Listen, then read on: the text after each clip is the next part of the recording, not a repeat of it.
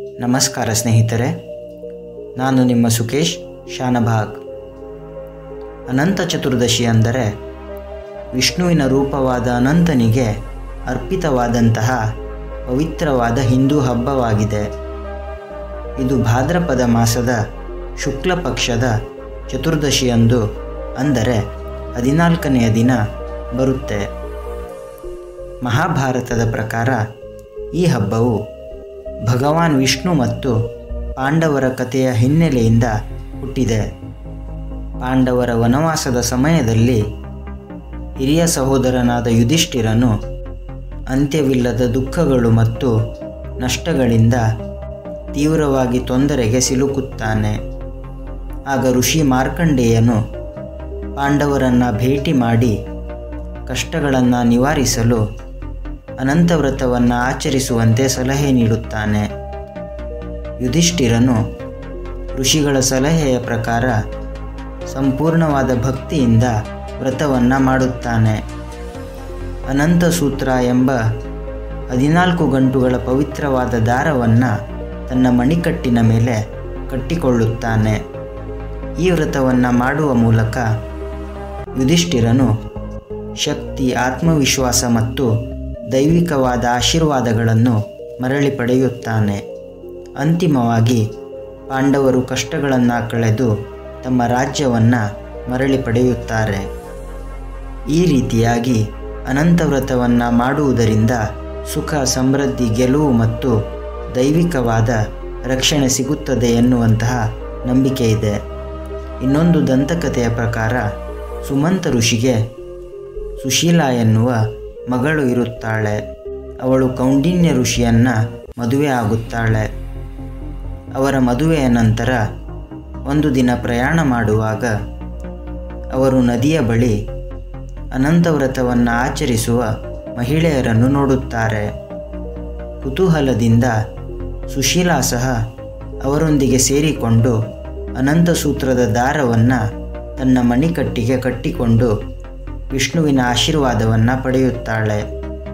ಆದರೆ ಅವಳ ಪತಿಯಾದ ಕೌಂಡಿನ್ಯನು ಆ ಆಚರಣೆಯನ್ನು ನಂಬುವುದಿಲ್ಲ. ಅವನು ಕೋಪದಲ್ಲಿ ಆ ದಾರವನ್ನು ಹರಿದು ಬೆಂಕಿಗೆ ಎಸೆಯುತ್ತಾನೆ. ಇದರ ಪರಿಣಾಮವಾಗಿ ದಂಪತಿಗಳು ತೀವ್ರವಾದ ಕಷ್ಟಗಳು ಮತ್ತು ದುರಾದೃಷ್ಟಗಳನ್ನು ಎದುರಿಸುತ್ತಾರೆ. ತನ್ನ ತಪ್ಪನ್ನು ಅರಿತುಕೊಂಡ ಕೌಂಡಿನ್ಯ ಪಶ್ಚಾತ್ತಾಪಪಟ್ಟು ಪವಿತ್ರವಾದ ದಾರವನ್ನು ಹುಡುಕಲು ಹೋಗುತ್ತಾನೆ.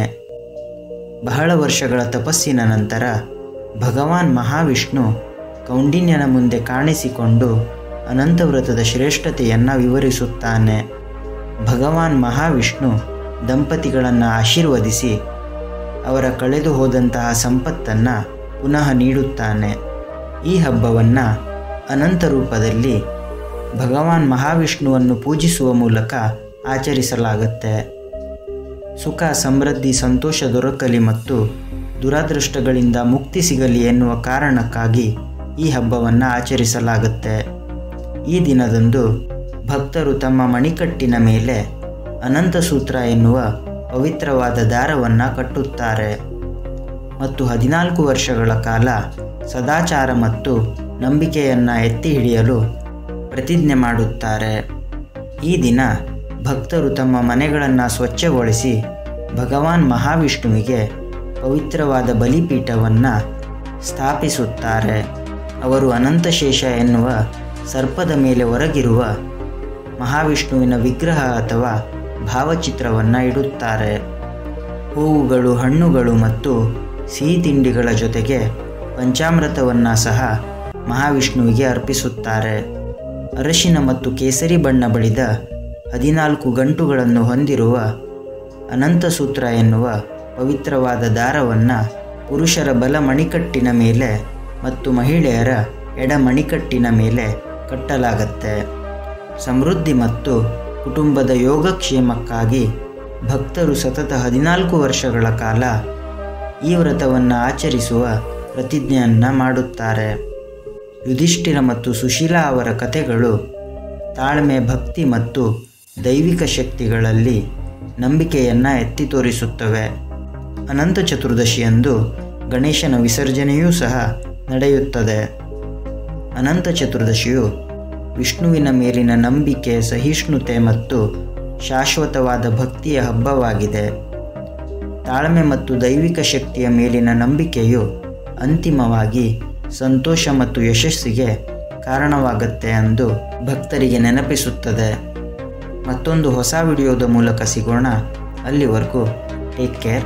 ಧನ್ಯವಾದಗಳು ಸ್ನೇಹಿತರೆ.